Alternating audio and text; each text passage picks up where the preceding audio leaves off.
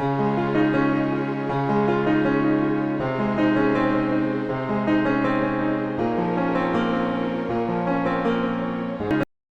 श्री राधे, जय श्री कृष्णा।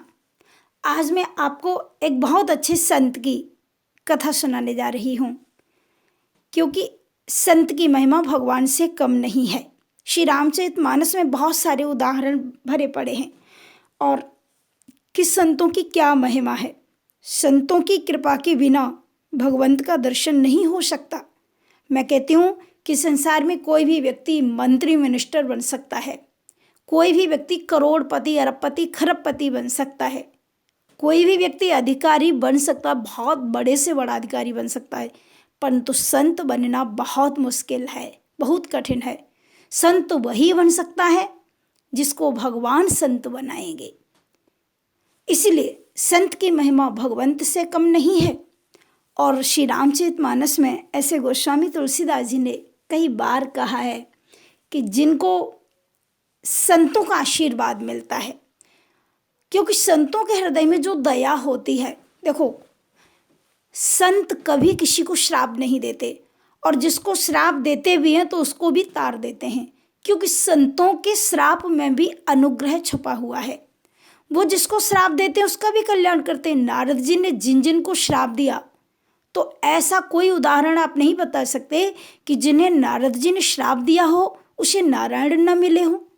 तो नारद जी ने जिन जिनको श्राप दिया उनको नारायण से मिला दिया, इसलिए उनका क्रोध अनुग्रह में बदल गया। इसलिए संत लोग महान होते हैं। भगवान को भी संतों के चरणों में प्रणाम करने के लिए धरती पर आना पड़ता है। और वास्तव में तो उन्हीं में से एक संत हुए तुकाराम जी, जो विषम परिस्थिति में भी भगवान की सेवा करते थे। इनकी जो पत्नी थी प्रतिकूल थी। यदि तुकाराम जी कहते कि तुम्हें पूर्व की ओर जाना है तो पत्नी पश्चिम की ओर जाती थी, बिल्कुल अपने पति की बात को मानती नहीं थी, और भजन करने में उनका मन नहीं लगता। संत तुकाराम जी जब भजन करने बैठ जाते तो तुकाराम की पत्नी उसी समय जाकर के भजन में बहुत अनाप शनाप बोलने लगती थी।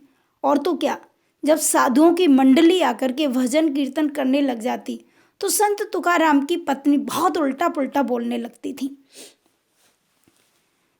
कई बार कहती थी तुम निठल्ले हो, तुम कुछ करते नहीं हो, और ये सब संत बन के सब पाखंडी हैं। ये नहीं है कि 4 पैसा कमाएं, सब बैठ जाते हैं। और फिर तुकाराम जी तो इतने अच्छे थे कि संतों के लिए भंडारा बनवाते थे, और जो भी स्वयं खाने को मिलता था वो संतों को खिला देते थे।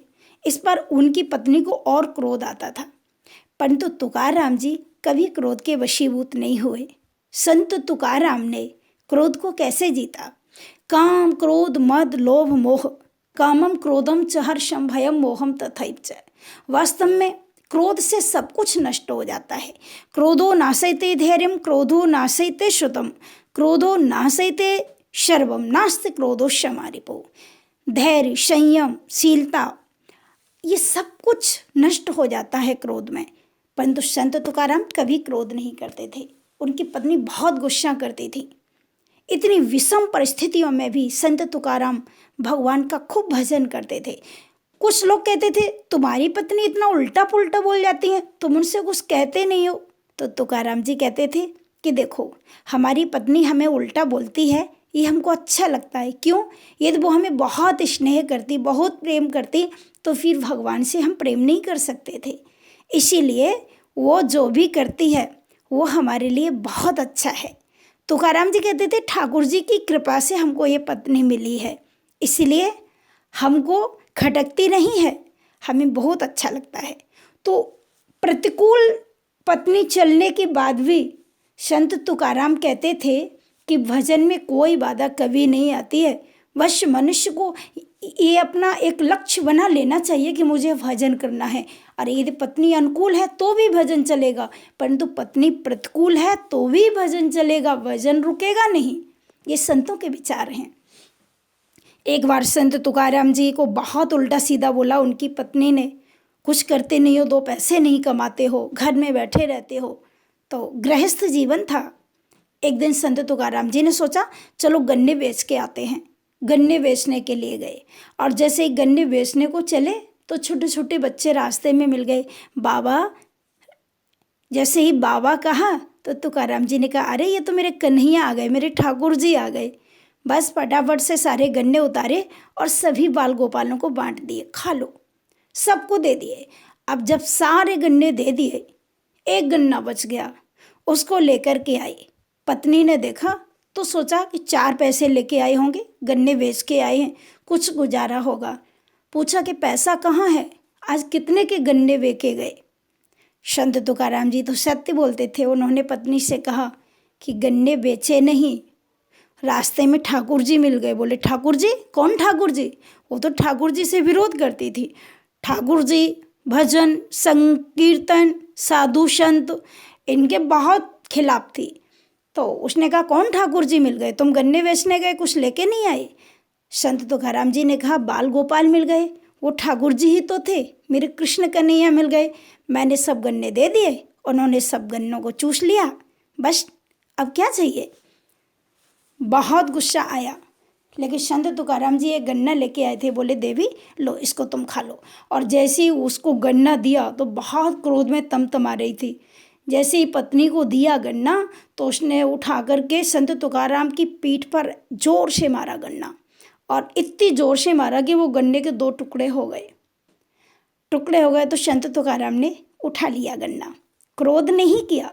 पत्नी ने जब पीठ पर मारा तो भी क्रोध नहीं किया, 2 टुकड़े उठा लिए।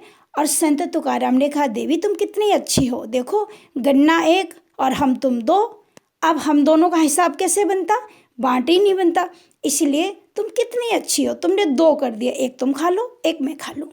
और ऐसे कह करके संत तुकाराम जी ने पत्नी को प्रणाम कर लिया और बस वहाँ से चुपचाप से खिसक गए संत मंडली में जा कर के श्रीमन नारायण नारायण नारायण इस प्रकार से भजन संकीर्तन करने लगे। तो प्रतिकूल विषम परिस्थिति में भी संत तुकाराम जी ने भगवान का खूब सारा भजन किया। ऐसे ही कई एक उदाहरण संत तुकाराम जी के मिलते हैं। मैं आपको रोज़ मेरी जो वीडियो आती हैं आप उनको देखते हैं, उनमें भगवान की और भक्तों की ही चर्चाएं होती हैं, भागवत कथा की, श्री रामचरितमानस की और अनेक प्रकार के, जहाँ पर गृहस्थ जीवन में भी हम कैसे जिएं और गृहस्थ जीवन में रह कर के भी हम भगवान से जुड़े रहें। इस प्रकार से जो भी हमारी वीडियो आती हैं आप उनको देख सकते हैं। हमारे चैनल को सब्सक्राइब आप ज़रूर करें और आप सभी को बहुत बहुत धन्यवाद, बहुत बहुत शुभकामनाएं। राधे राधे, जय श्री कृष्ण।